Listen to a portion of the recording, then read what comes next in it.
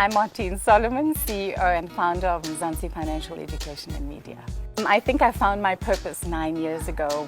I was very cemented in the financial services sector and realized that 90% of South Africans are not financially educated, and therefore they make very cautious financial decisions that can cause all sorts of hassles to them later on because of fear.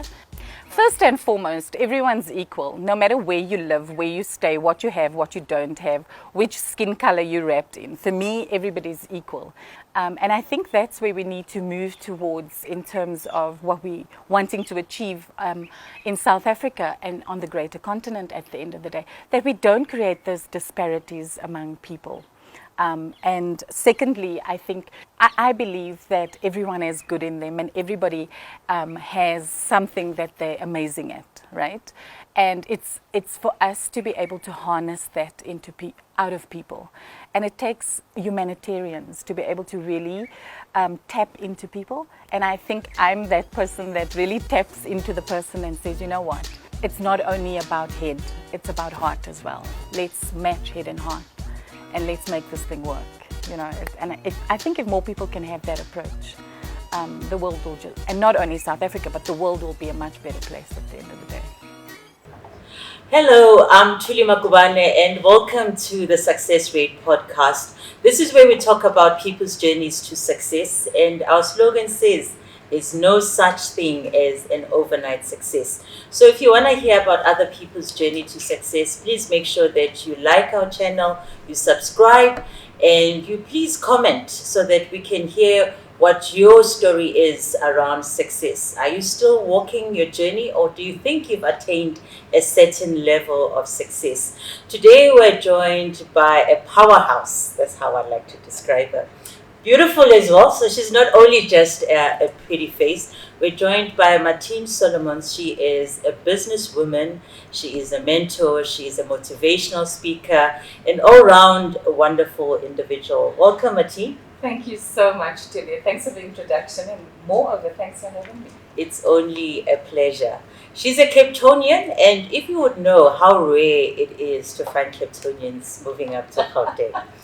And she's one of those brave ones, I call them brave, who actually moved from Cape Town, from the comfort of the mother city, and found her way to Gauteng and made a niche for herself. And she's thriving in Gauteng. So maybe let's stop there. I mean, some people think it's the opposite. You find people leaving Joburg, moving down, and you've done the opposite. Why? Thuli, I was commuting between Johannesburg and Cape Town for a very long time, finding my feet in business space. And I have to be honest with you, I think my spirit resonates with Johannesburg. Yes. It's a different city, it's a different breed. Cape Town's got the relaxed attitude, they've got the mountain and the ocean, but I always say that's all they have, right? I'm sure Cape Townians and the wine. And the wine. They're not going to be happy with That's fine. I get it all the time. But, while I was commuting between Johannesburg and Cape Town, every single time the back wheels of the aircraft would touch down on the tarmac, I would say, this is where I belong. This is where I am. So you manifest that into your life. And like I say, from a hustle perspective, my soul resonates with Joburg, with Johannesburg, And I'm so glad you made the move. Yeah. So for those of you who may not know who Martine is, she's been in business for many years.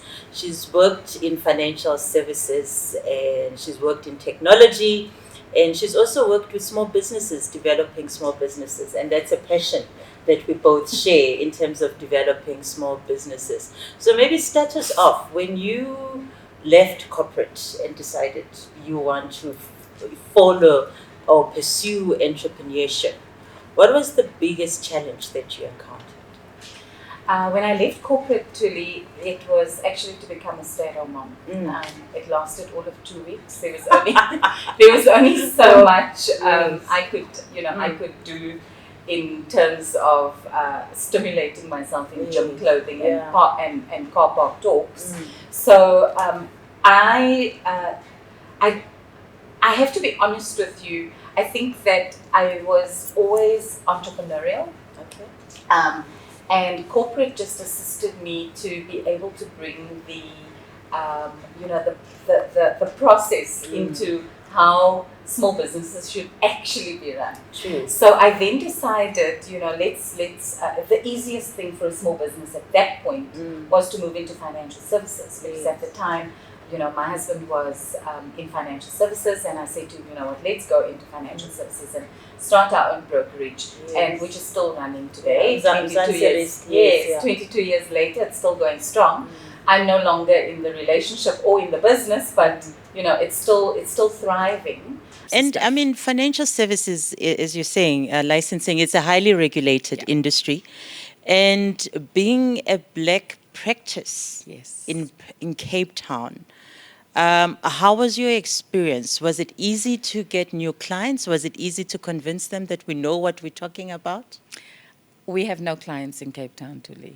We had no corporate clients in Cape Town. Yeah. Individuals that looked like us, that spoke like us, that saw us for who and what we are, and then referrals. But getting into the corporate market was close to impossible. The corporate markets I found in Johannesburg, that it was an easy sell. It was an easy process where, as a woman, you could walk into a boardroom, you get respected. As a woman of color, there was no issue because the diversity in Johannesburg is just so much different. But walking into the corporate offices in Cape Town was difficult.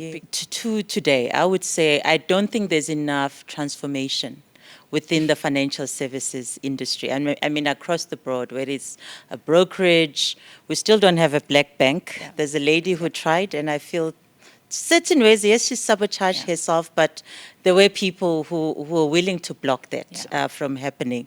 So what can we do to make sure that some young person watching this who's aspiring to go into financial services, that they can get into it firstly, not only work, but start a business and thrive? Yeah.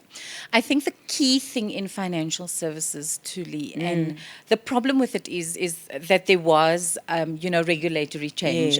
With regulatory change came a lot of financial change. Of course, because the commission structures were changed. So the reason why the industry has not transformed is one simple thing.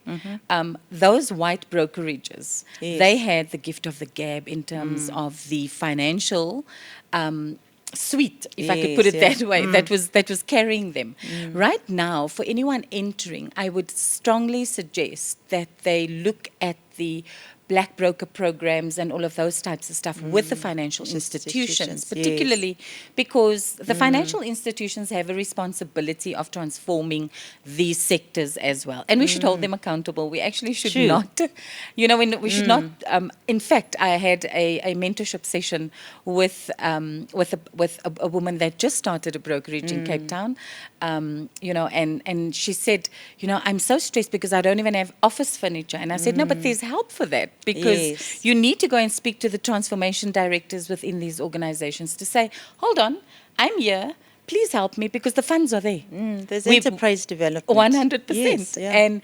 And not only those funds, I said, also black brokers should not only be looking, and this was my claim to fame in the financial services sector. It was my big breakthrough, where they should not just be focusing on selling the product, but they should focus on the education side of things. Every single financial services company in South Africa right now has to fund consumer financial education programs. You as the service provider need to ensure that you gear yourself up for actually what they're needing, and be the arms and the ears and the, where they don't want to go and where they can't reach, be that, right? Consumer financial education is extremely powerful. I believe it's the base or the foundation of a good brokerage, of a good financial brokerage, because you're getting paid for it. So you don't have to rely on the commission. And while you're doing that, you can educate the client and guide and educate and ensure that you're empowering a client that can actually make good financial decisions and not buy a product. And I mean, talking about buying products, I mean, One of my bugbears is the fact that a lot of financial institutions push, funeral cover within the black community. And people think that if I have funeral cover, hey, I'm good.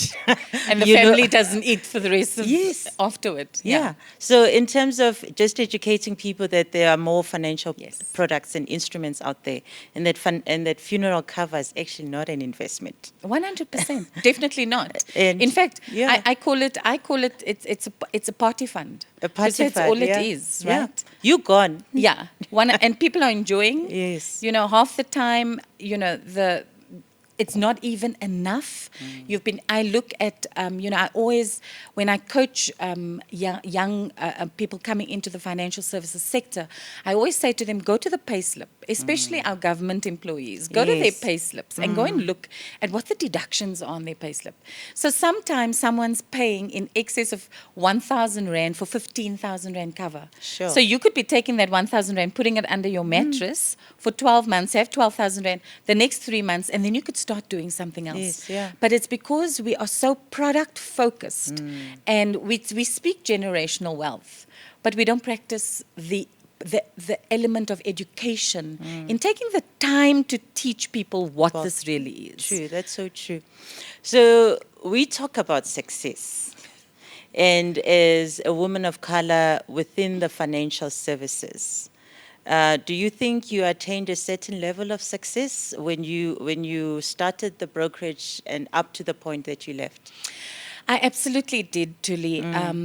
I think the one thing for me was I made waves very early in the life of the brokerage. So the Yes. brokerage in 2015, I was the first female of color to win the gold awards with Discovery. Yes. And that gets you noticed. I mean, and also I have a very big mouth, so I kick the door down most of the Yes, time. yeah. And if somebody says to me, "Oh no, if you need any help, please let me know." So when You I will do, call them. yeah, when I do need Yeah. the help, you can trust me. I'm going to say to you, at the awards evening on that night, you said to me, "If I need help, I'm calling you right now." So I definitely believe that we need to put the work in, and you're a very successful woman as well. You know that we work 10 times harder, Definitely. just to be able to barely get recognized for stuff. And I just believe that we need to continue doing that in order for us to showcase, to say we are worthy of this and we can do this. Yes, yeah. So I was very fortunate that I built a very good network during my time with my previous, when I left corporate employment. I was exposed to, very, very successful South African leaders. And I tapped into them and I said, I need help, True, please yeah. help me because I need access. And I don't need help. I don't need you to buy my product, but I need you to put a good word in for me, in a boardroom and so forth and so on. And that really, really assisted me to be able to achieve the awards Yes. first and foremost. And through the awards, at the time, I wasn't as savvy as I am regarding marketing and PR right now. Yes, yeah. But through that, I managed to PR myself or to a point where I became a respected Yeah. person within the financial services sector. It's so crazy. I came home last week and one of my clients from one of the very first clients I ever saw is still with one of the airlines, and she saw me checking in at the desk. And it was such a wonderful feeling for me because she said to one of the ladies that was the check-in staff, she said, "You know what? If it was not for this woman, I would have been financially ruined." Wow. Because of the fact that when South African Airways went down, all of them, they were in that limbo state. course, They didn't know where they're yes, getting yeah. an income from, and she said, this woman taught me that I have to have pockets of money sitting in various places that I can access at different times. And she said, when things became really tough, I would phone and she would say to me, but remember, you've got that there, so we can access that. And it was a really wonderful feeling for me because, and what she added to it was, it took us 6 months before she bought a product. Wow. because we went through the process of doing the financial needs analysis, And making I guess sure. getting comfortable with what she's getting into as well. 100%. So taking a step back, the young Martine Solomons growing up in the Cape Flats, did you ever see yourself doing what you're doing today? Not at all. What were you dreaming about doing as a young girl? As I was a corporate girl, Yeah. I was looking at myself. When I landed the job at Airports Company South Africa and got my uniform and we Yes. got the handbags from Errol Orenz and the shoes, I thought that I made it in life, Thuli. Yes. That was it. Yes. So no way. I have to pinch myself these days and say, you know, I cannot believe that I am where I am. But once I saw that what I was capable of, I went through a period of imposter syndrome. Yes. I have to be very honest with you, where I didn't believe that I was worthy of it. So I lived in a shadow, and it took whether you belonged as well. 100%. I didn't feel that I belonged up until very recently, a few 4-5 years ago, where I really came into myself and owned my space, and things have just transformed by then.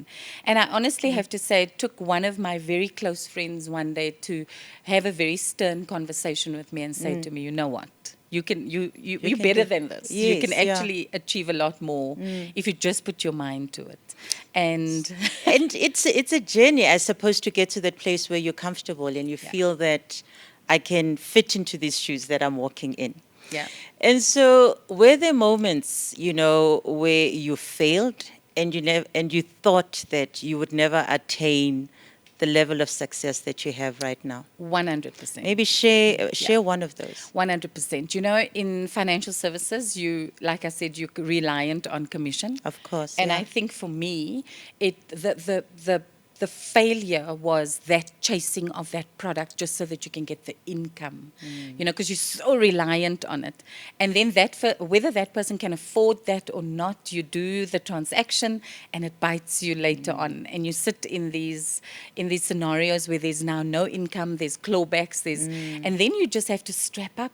Yes. You can either choose to continue what you're doing, or you can say, okay, what is the recipe? And I can honestly tell you the worst situation for me of failure was I was pregnant with my second child, and we were building a home, and the business was in severe distress because of bad business decisions that we made, and living above our means, Yes. living way above our means, even though we were in financial services, right? And having to step back and say, you know what, this is not going to consume me. We're going to bootstrap here, and we're going to pull this Yes. thing together, and we're going to And pull it professionalize together. it. And that was the turnaround of the business. And I think one of the things that we don't talk about enough as entrepreneurs is mental wellness. There are moments of loneliness. There is the depression. There's the disappointment. How do you deal with that? And The how do you tears. get yourself out of those moments? Thuli, there were days where you just can't get out of bed. You are,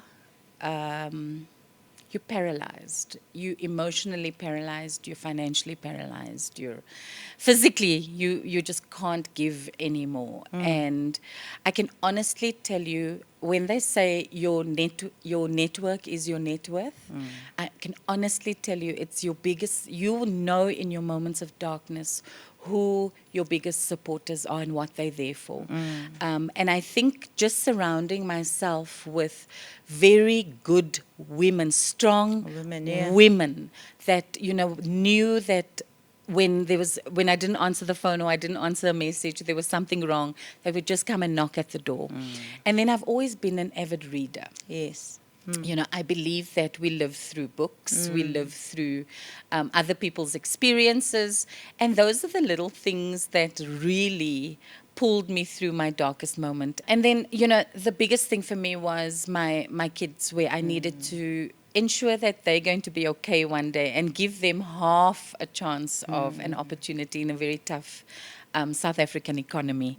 So, various things. But I mean, also, one of the other things for me is resilience in self. True. Yeah.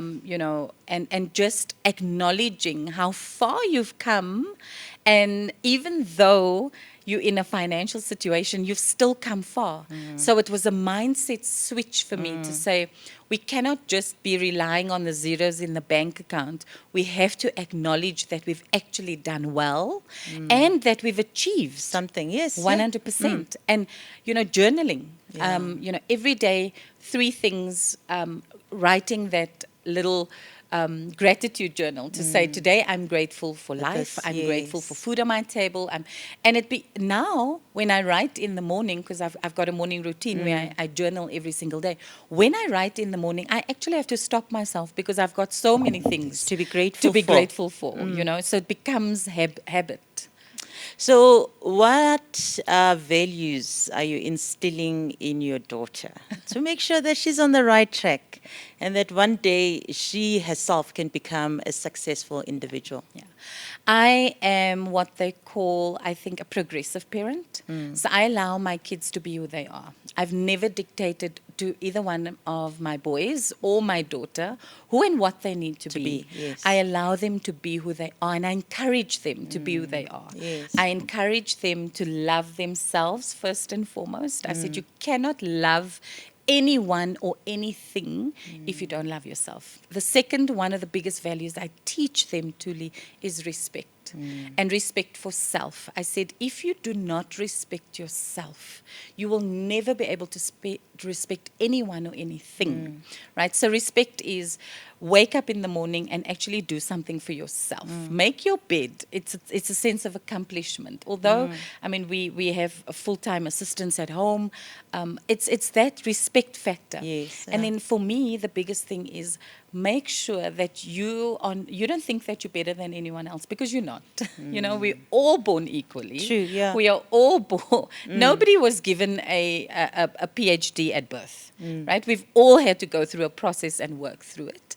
And also just ensure that you treat each and everybody equally and allow them to be who they are around you. Yeah.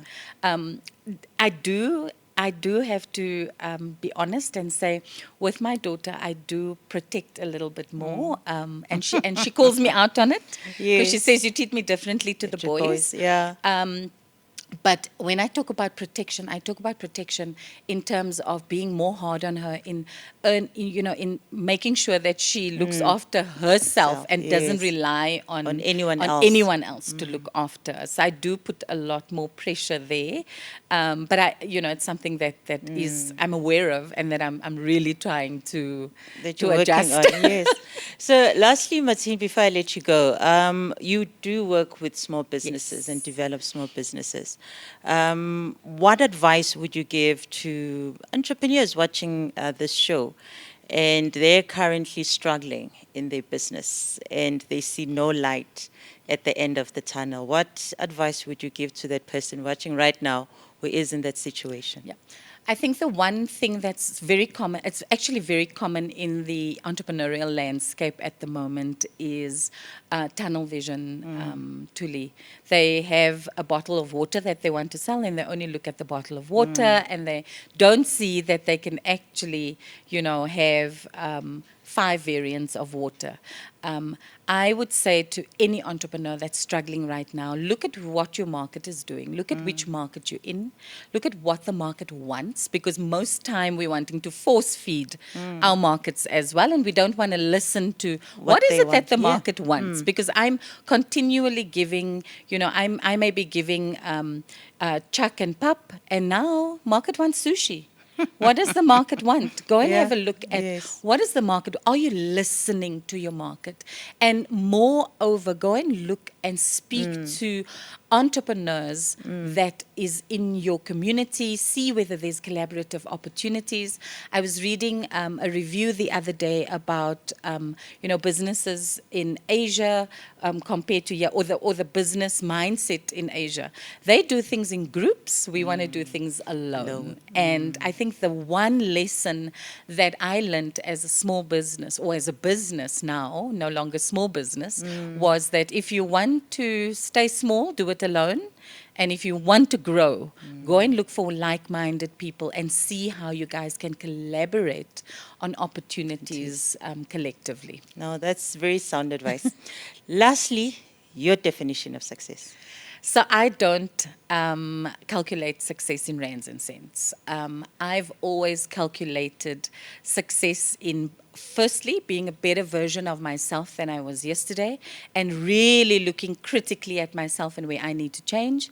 And my biggest definition of success right now is how many lives I can impact and take along with me on this journey and open doors for. And, just ensure that if Thuli needs, if I know someone that she needs to speak to, that I'm the big sister and I say, oh sure, please come. Let me introduce you. Yes. So my definition of success is not to only be successful for myself, but to take many, many, many people along the journey with me.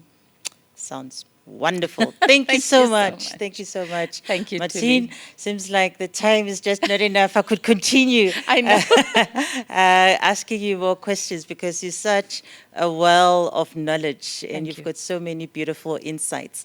And I've really enjoyed today's conversation with you. Thank you. If you've enjoyed today's conversation with Martine, make sure that you like the Success Rate podcast, that you click on the notification button so that you know when new episodes are loaded. And of course, don't forget to comment. And if anything struck a chord with you, would like to hear about it. Please join us again next week as we share more stories of the journey to success.